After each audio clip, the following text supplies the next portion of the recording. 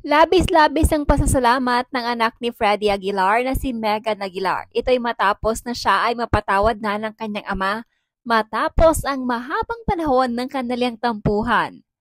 Sa social media ni Megan, nagbahagi ito ng larawan nila mag-ama na kung saan kitang-kita sa kanilang mga ngiti na masaya sila dahil sa wakas ay magiging madalas na ang kanilang bonding na mag-ama. Ayon pa kay Megan, sa wakas umano ay nayayakap na nito ang kanyang ama. Nagpapasalamat dito dahil muli siyang natanggap ni Freddie. Sa wakas, nayakap ko na ulit ang tatay ko. I love you po, Tay.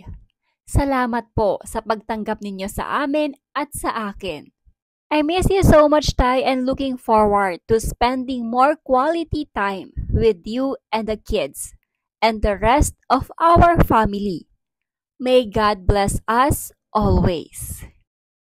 Narito naman ang ilan lamang sa mga komento ng mga netizens sa binahaging post ng larawan ni Megan Aguilar. So happy to see you and your tatay together. Keep it up. Stay close and loving to your tatay as you would want to stay close and loving to our Father God. Dahil napakasarap na palaging nasa tabi niya. Tuloy-tuloy mo lang yan, Megan. You will never go wrong. God has a reason for allowing things to happen. We may never understand His wisdom, but we simply have to trust His will.